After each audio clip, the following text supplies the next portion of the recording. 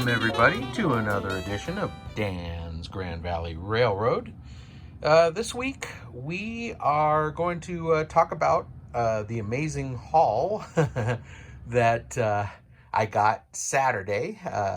Neighbor Mike and I went to Rocky Mountain Train Supply up in Arvada, Colorado, and we got some cool items. So I'm going to be going over that. And then I just want to give a little update of the yard expansion that we did the last couple of videos. It's pretty much finished. I still don't have a building or anything there, but I'm kind of liking the way this came out. So I just wanted to show the transition between the cork there. We filled it with some plaster and it's all painted now. Let me move this truck. So it's all painted now, came out pretty good. I like the road texture with asphalt paint on cork board. It looks pretty cool. Actually looks real. Added some, just some landscaping around, some bushes, and then following the road up here where it cuts out to the main highway. Got a stop sign. I think that looks pretty cool right there with the mountain, the rocks, the debris. Looks pretty cool. So there is our little yard expansion. Yet to be determined what we're going to do in here. I'll show you some of the stuff I got at the train store the other day, and I'll show you what I'm intending to do for some of this track here. But anyway, that's how that came out. I'm pretty pleased with it. And as you saw from the opening videos, we acquired a steam locomotive. So we'll be talking about that, and then we'll run it through, we'll do a demo on it. We'll run it through some of the sounds. These are Neighbor Mike's box cars. They are 50s era, as well as what they would have used for a caboose in that era. So he loaned them to me so I could make a video using the steam locomotive. I think it fits real well with my town. My town is mid-60s era, but they would certainly be using this type of locomotive in the late 50s, early 60s. I think it would fit well in here. So with that being said, let's head on over to the bench and I'll show you some of the stuff that we got yesterday on Saturday.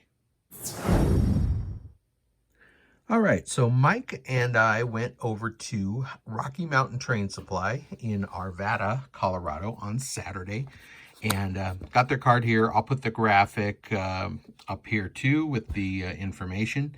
If you live in Colorado, it's a great place to get stuff. It used to be called N-Scale Supply, and it was just N-Scale. So it didn't work for us HO guys, but they are expanding now.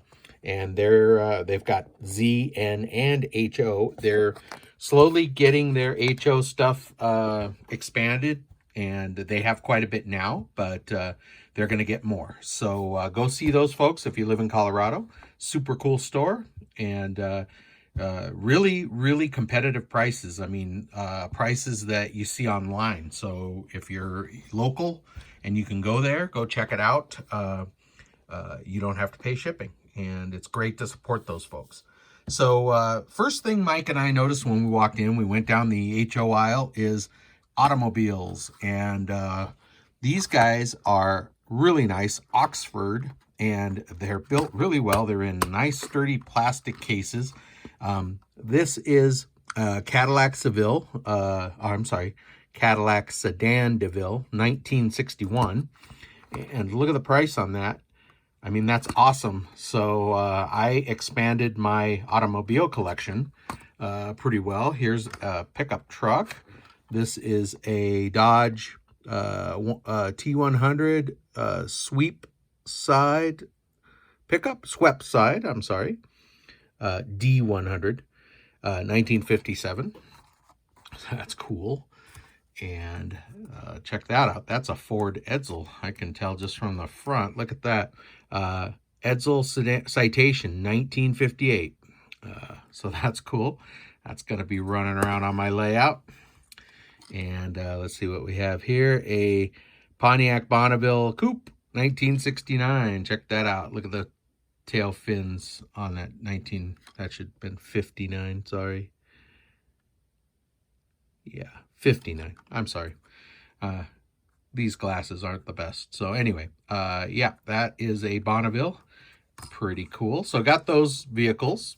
And then they had a lot of really nice selection of KD couplers, wheels, wheel sets, trucks, other items. These are brake wheels, modern brake wheels.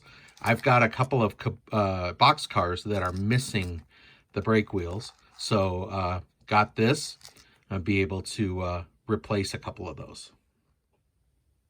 Another super nice thing about the store is they have a lot of Atlas products. They have, and he had a really great selection of Code 83, which is what I use. But I grabbed some bumpers.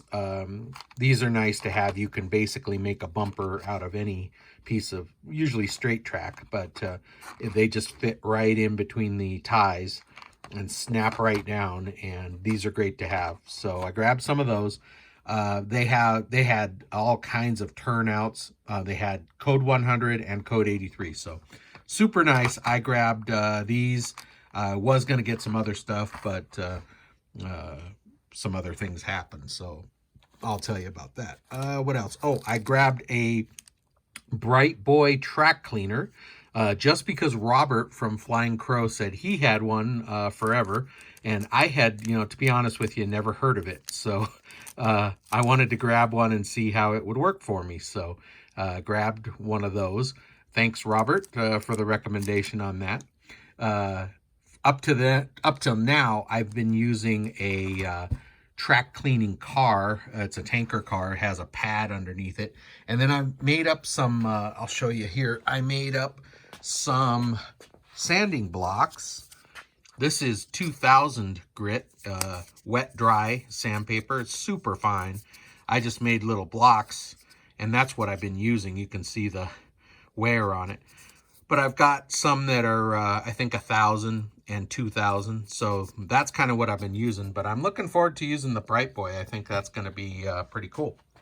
Another thing that I thought was really cool was to be able to see these roomettes in person. Now, these are designed to go in the Woodland Scenics buildings. Now, this one says Kelly's Saloon, Big Deal Pawn, or U.S. Post Office. And this will be a jewelry store. So what's cool about this is it has all the inside details that you can fold up and put in there, but it also comes with the just plug lighting that works with Woodland Scenics. So 3 LEDs in there. You can light 3 rooms with it, which is really cool. So the U.S. Post Office is one of my buildings that I have on the layout, and I brought it over here. That is this one. And just looking at this, I built this, when I built this, I didn't even know about these roomettes. So I put shades in the windows, which is masking tape. And I did put a room darkening dividers in there, intending to have different lighting in there when I eventually get to the lighting in the downtown area. But I knew I had this building, so I decided to try the roomettes for it. Now, another thing is this was the first building I built, and after I built it, I thought I kind of screwed it up a little bit. I didn't like the paint that I did. I thought it was messy and just not nice. You can see some imperfections. Well, that's my, being a perfectionist. But actually, I'm learning, as you've seen some of my videos where I weather box cars and stuff, old looking and used looking is much better on a layout. So, obviously decided to keep this. But when I didn't like how it came out, I purchased another one. It's the same building. This one is actually standalone, so it's called Kelly's Saloon. Now, I've opened it because I've been kind of looking at the doors and windows for some of my scratch-built stuff, but it's all here. So I may build this one specifically to use the roomette in. If I build it with the intention of using this, it'll be much easier than, I think, than trying to retrofit this and mess around with trying to get the tape off the windows and that kind of stuff. So I may just build this. That might be an upcoming video. We'll build this kit. We'll figure out the roomettes together, and that'll be a nice little project that we can do down the line. He had a lot of really nice woodland scenic stuff. Of course, all the scenery stuff, you know, the foliage, the trees, the talus, the gravel, all kinds of, he had a whole section of gravel. I was watching a video, or somebody had asked about real gravel, not ballast, smaller than ballast. And they had it. They had every kind. So really cool. So, I was going to get some people. People are very pricey, as are any of these details, but I grabbed this. This is going to be great for my loading dock area. It's a little forklift, some loads there, and then some other barrels that I can put out in front of the shop and stuff. Here's a little dolly. I really like this welding set here. A couple of tanks there, oxyacetylene. That may even go in front of my shop or by the welding shop. Some barrels and a little dolly there with a load on it. So grab that. A little pricey, but really, really cool to have. Now these are cool. I've seen these in other gauges, but I've been looking for HO. Grade crossings. So these are wooden planks that go in between the rails for grade crossing. And like I mentioned over on the layout, I'm thinking I might use these over there. Let's run over to the layout and I'll show you what I mean. All right, so over here where I made the little yard expansion, I was thinking of putting these grade crossings right here so that if the guys that work here needed to drive over and get in here, they can do that. I don't think I'm intending to have a building here, but you never know. I think these are movable. I've never messed with them, but I think they're not set in stone when you put them somewhere. Another place would be along here. Maybe along here, because I always have a truck here for fueling and stuff on the diesels, but they can drive around the building there. But anywhere I want to have a crossing, a grade level crossing in my yard, I thought I'd use these. So just an idea, so I picked them up. All right, so you've seen on the layout already. I've already shown some videos of it running, but the big deal was I got a BLI, Broadway Limited, Rolling Thunder, Paragon, Rolling Thunder, DCC, and Sound Steam Locomotive. So here's what it is. Here's the number. It's a Union Pacific number 233. It's a 280 consolidation, and it has the Paragon, Sound, DC, DCC, and it has smoke, and of course it's HO. So that's what we picked up. So let's run on over to the layout, and we can start her up and let you hear how it sounds. Oh, forgot, also grab some Model Master glue for the styrene, for the polystyrene. I had mentioned earlier that I got some tester's glue, but this says it's non-toxic liquid cement for plastic models, and it doesn't seem to work very well. I think the real Model Master is the real deal. So I've been using the Tamiya Extra Thin. Also, that plastic weld works really well, but Vinny always says the Model Master is his favorite, so they had it, so I grabbed some. But anyway, okay, let's run over to the layout, and we'll start up the new locomotive. All right, so over here on the layout, we've got the cheat sheet for the sound functions. It's got a lot of them. Here it is. A couple of nice features about it. It has a sliding roof vent that opens up. It has the figures in it, the engineer and the fireman. This little platform folds up and down. And of course, rear light, front light, the bell swings freely, and it has classification lights down here which light up. So, all right, let's go ahead and start it up. It's PF9 to start up. Cab light came on.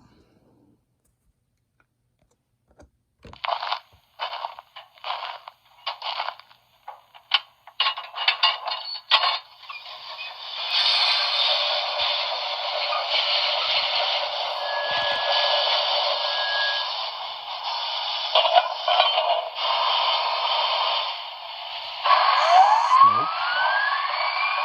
It's the generator for the light. Headlights on.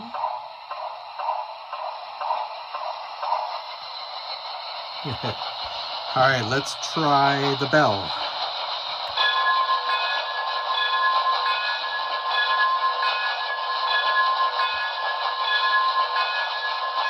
Got a really nice sounding bell. I like that. And let's try the whistle.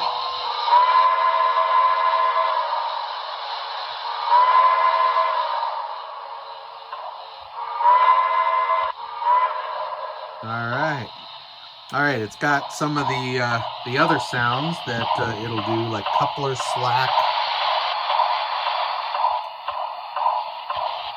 and air pump, but some of those may need to be running for that. So let's try a speed step here. We'll see how it runs. So let's just go step 1.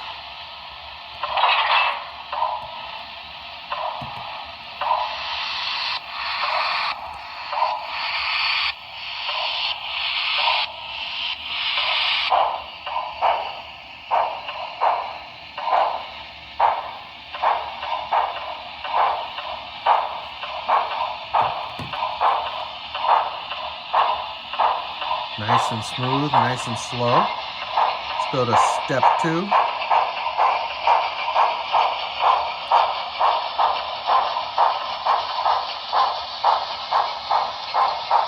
Step 3.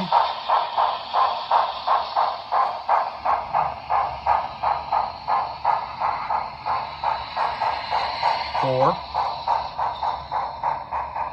All right, we'll let it go through the tunnel and we'll join it on the other side.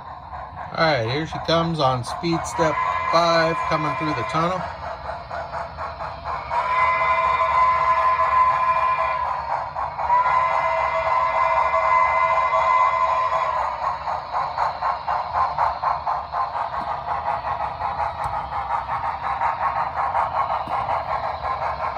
See how she takes my grade here. I've got it on speed step 8. Chugging right along, as they say.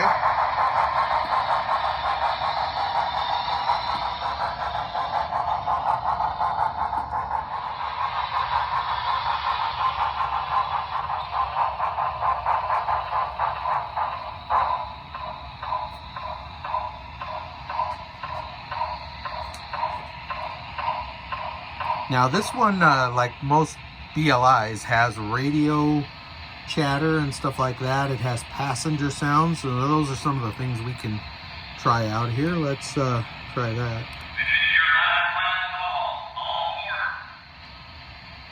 That's kind of cool. Freight sounds. Let's try freight sound. Alright, connector's in the clear. Probably gonna be leaving. How much work have you got to do? Have you got an EOT on your train? We're all fixed up here, ready to go for it. Okay, it all depends on whether or not I can get the switch line up from going back to your train when the signal comes to you. Alright, that's right. Look out your window in the black SUV. You talking about that Lexus? Yeah, the black one. You're just honking and a waving. They've got all kinds of crew chatter. They're talking about a black SUV. Here's some lumber mill sounds. Let's try that.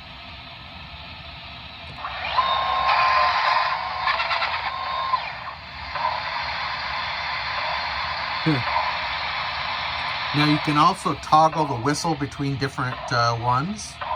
So let's try it. So here's the one I have. Oh, I'm going to turn the smoke off too while sitting here. So that whistle.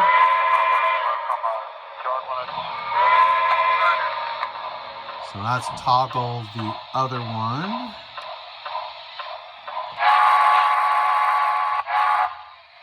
Tell me which one you guys like best. All right, let's try the, I think there's 3 options. Let's try third option.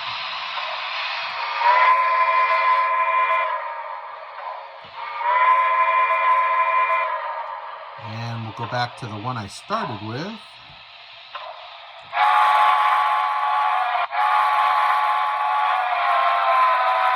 I don't know, it sounds like there's only 2. I think there's supposed to be 3.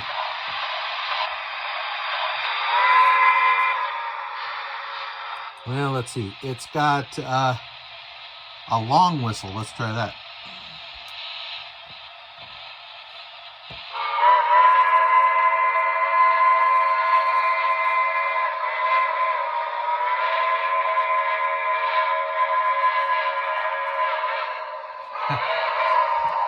Wow.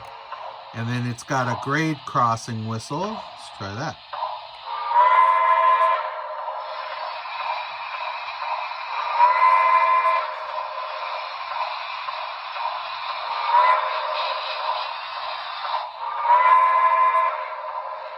Nice. And a brake set, brake release. Oops. Brake set, brake release.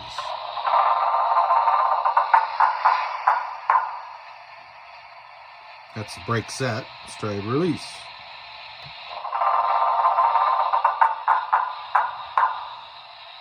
Cool. How about injector? Let's try the injector.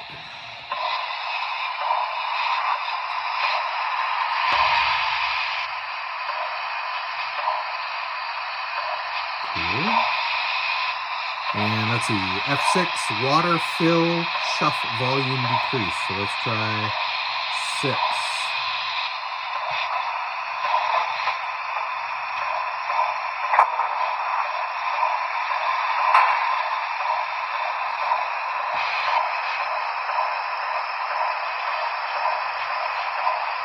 And then blow down.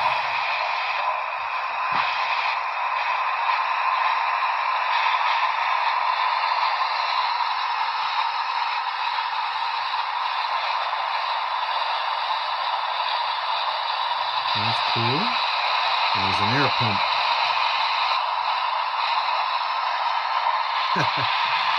All right, well, as you can see, there are a lot of different choices. I got a lot of them going now. I'm going to try shutting it down.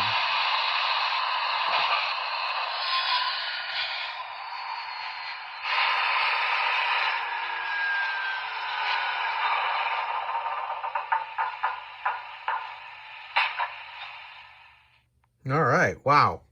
Well, there are a lot of sounds on there. I'm pretty happy with how it moves. It's very smooth, low speed. I do, one thing about, I've been told about steam locomotives is you're going to find all the trouble spots on your track, which I have. And of course, 2 of them are inside the tunnels. I've got one inside here. It likes to derail right as it's coming out. I've got another one on the upper tunnel. It's a kind of a hump in one of the joints inside there. That one I can get to. I don't know how I'm going to get to this here. I had a little problem in here where it would cut out, but that was just dirty track. So I cleaned that up, and it's making it around, except for right there. And another inherent problem with the Grand Valley layout is the way that the trestle bridge, the Warren Truss Bridge, has, I don't know if you can see, let me see if I can get my finger in here. It has curves coming and going from it, which is not a good thing because the trains don't have time to line up straight. So they end up hitting the inside of the the trusses in there, right along in there. And it just causes problems. So this is a little sensitive to it. If I go too fast, it likes to jump the track, but keeping it good and slow seems to be the trick. So so far I'm pretty happy with it. It's gorgeous, and loving it on my layout. I think it works really well. So you guys let me know what you think. We are right in that cusp in the 50s and 60s with my layout that we can run either, and I kind of wanted to get a nice steam locomotive. So there you go. We'll be running that along with our GP38-2s and our switcher and stuff like that. So again, I wanted to thank Mike, neighbor Mike, for loaning me the 50s era boxcar and caboose that you'd see running around, 40-foot boxcars that you'd see running around being pulled behind a locomotive like that. So very good. It's got some breaking in to do. They recommend at least 30 minutes. Might be getting close to that now, but it's got to do some more break-in. It's a little rough on the reverse, so we'll keep running it and get it broken in and go from there. That'll be a new addition to the Dan's Grand Valley Railroad family. All right, well, that's all we have time for this week. Thank you so much for joining me again. And I want to thank you to all you new subscribers. We are up to 383. We are going to see 400 here pretty soon, and that is absolutely amazing. I thank you so much. Thank you to all you loyal subscribers that watch me all the time and give me the thumbs up and the likes and the comments. I love it. I try to respond to every one of them, and if you have questions, of course, feel free to ask and let me know, and I'll try to answer them best I can. So with that being said, thank you so much. You guys have a great week. We will see you next update, and have a blessed week.